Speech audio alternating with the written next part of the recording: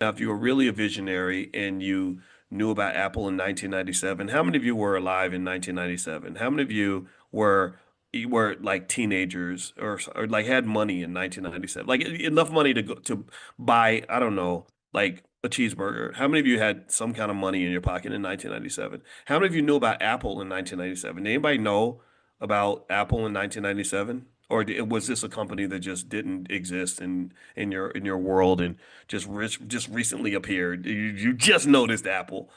Now, if you say that, then you're lying to me. I know you're lying. So stop lying. Don't be lying on no Sunday because you know as well as I do that if you and I go back to October 31st, 1997, I remember I had a best friend that used to buy an Apple laptop. Like every time a new one came out, he would buy the new iMacs and stuff because he was a graphic designer. And back then, on a split adjusted basis, I could have grabbed tons of that stock for 15 cents. There was a million things I spent 15 cents on. 15 cents wasn't nothing in 1997. It ain't nothing now. There's a million times I spent that 15 damn cents, and I look at that and I say, "Oh Lord Jesus, if I had bought 1,000 shares of that Apple stock at that time, it would be worth an ungodly amount of money."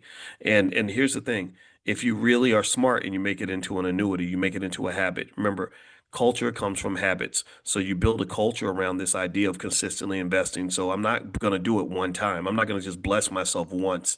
I'm going to bless myself repeatedly. See, blessings don't just come from God. Blessings come from God through you. You bless yourself. If I had blessed myself and blessed my family consistently by buying Apple stock regularly and among other stocks, I would probably you're talking about millions and millions of dollars. Okay. So don't you dare tell me that me being black means I'm supposed to be broke. Don't you dare tell me that blackness is somehow correlated to poverty because that is not true. Anybody who says that to you is a liar and they're not your friend and they're not empowering you. They don't want you to succeed. All right. Here's a few other crazy stats about Apple that I think everybody should know. Over 2.3 billion iPhones have been sold since 2007. That's one out of every three people on the planet. Apple has more cash than most countries. Apple had over 160 billion in cash in 2024. That's more than the GDP of most nations in Africa and South America. So that's how insanely rich they are. They were. Let's see here. No, and also I mentioned earlier, 90% of all teens have an iPhone. Now, who up here bringing Tyler Perry in the chat? Somebody mentioned Tyler Perry and his. Okay, Doc mentions not all melanated people have zero net worth. Tyler Perry's Straw delves into the systemic issues plaguing marginalized black women or women and its impact on mental health. The trope strong black woman demonstrates what happens when they get to the last straw. Okay, are you in here? Are you work for Tyler Perry, Andrea? Like, why are you in here promoting Tyler Perry movies? Don't be in here promoting no Tyler Perry movies. Let Tyler promote his own damn movie. Let Tyler come up in here if you won't talk about his. I'm kidding. Tyler Perry called me in 2015, and I talked to him for like 15 minutes. And he's a very nice man, and we talked for a little bit about money.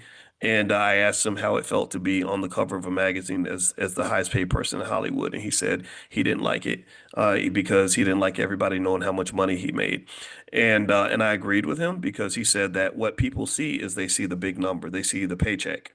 They think of it like a paycheck. Like, oh, you just got $100 million sitting around and somebody just wrote you a check for 100 million. And he said, people don't understand how much money I spend to maintain this business. And that's really true.